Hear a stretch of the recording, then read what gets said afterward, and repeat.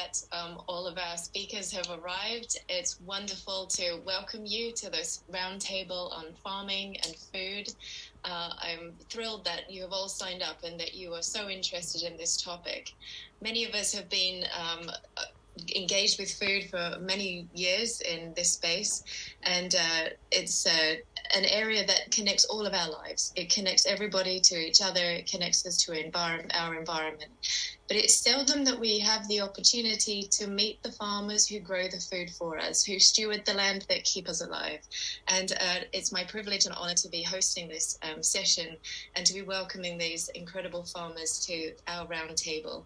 I would like to welcome also Mr. Robert Kennedy, and I'm thrilled that he has such an interest and such a dedicated passion to the environment, to land stewardship, and to food systems and health in general. And with that, over to you, sir. Oh, thank you very much, Elizabeth. And I'm really thrilled to be in the presence of so many amazing farmers today and leaders and in healthy, wholesome agriculture and regenerative agriculture and good soils. I'll just tell you very briefly that I actually was a 4-H kid growing up, and I began litigating against big agricultural interests. I probably have more lawsuits against the chicken industry, the poultry industry, industrial fat, poultry farming. But in the early 80s, Wendell Murphy, in particular against hogs, on hog production, and in the early 1980s, Wendell Murphy, who was a state senator in North Carolina, looked at what Frank Perdue and Bo Pilgrim and John Tyson had done to the chicken industry, where they put a million chicken farmers out of business in our country and began raising chickens in battery cages and big warehouses, and tiny cages with dosing them with subtherapeutic antibiotics in cages where they couldn't even turn around or stand up straight, and hormones that caused them to literally lay their guts out over a short and miserable life. And they had all made themselves billionaires, those three men. And Murphy looked at that and said, I can do the same thing with hogs. And he was a senator at that time, and he passed 28 laws in the state of North Carolina that made it almost impossible to sue a factory farm. And at the same time, he went into partnership with Smithfield, which moved a 30,000 a day head hog slaughterhouse into North Carolina. And they dropped the price of hogs from 62 cents a pound to 2 cents a pound. And it cost a farmer 32 cents a pound at that time to raise a hog to kill weight. They put out of business every farmer in the state except for 1,800 factories, which, Murphy invented, left the Senate, invented this thing called the Murphy 1100, which is a warehouse for hogs. And all of 80% of those 1,800 hog farmers that were left were either contracted to or owned outright by Smithfield. The farmers who ran them were allegedly family farmers, but they had no say over any decision that happened in the way they managed their farms. And they had to mortgage their farms to buy the Murphy 1,100 warehouses. And those cost $120,000 to $250,000 a piece.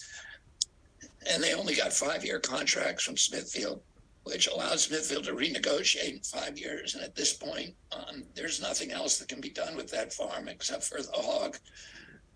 They were indentured servants on their own land. They were, literally serfs. They were not family farmers anymore. If you think of a family farmer as somebody who makes decisions about their property, they weren't doing that. They just, by dropping the price so precipitously, they forced all the other big hog producing states like Iowa to adopt the same model. Nobody wanted to do it. And as you know, a hog produces 10 times the amount of fecal waste by weight as a human being. So you have a hog farm with 3,000 animals, or 1 million animals, like the Circle 4, the one in Utah, and Smithfield, Utah, that produces the same amount of waste as 10 million human beings, so more than New York City.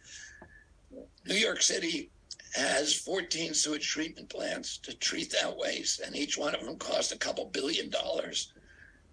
And but Smithfield never had to build those, and it just dumps the waste into the environment, onto the fields, into the water, and that's a subsidy. And they survive on subsidized grain, so the whole thing is topsy-turvy. And I watched it happen. I watched the whole thing happen from beginning to end. And I, did whistle-stop tours with the Farmers Union all over Iowa and Nebraska. And as they were moving it, I went to Alberta, warned the farmers up there what was coming their way. And I ultimately went to Poland and debated the head of Smithfield Foods in front of the Polish parliament. And I was sued in Poland by Smithfield for libel. And what I didn't understand is that in our country, I said the same thing in Poland that I said it 100 times in this country. They had people following me. They had a guy called Trent Luce, who was a hog farmer, factory farmers, follow me to every single speech I gave and record me all over the country. And I was saying the same thing all the time. So I said the same thing in front of the Polish parliament. And they filed a criminal case against me. In this country, truth is a defense to libel, but in Poland it isn't. So if you just say something bad about a corporation, they have a defamation case and it's criminal. They put you in jail. Well, I had to flee Poland. I couldn't go back for about 10 years until the statute of limitations ran on that. But anyway.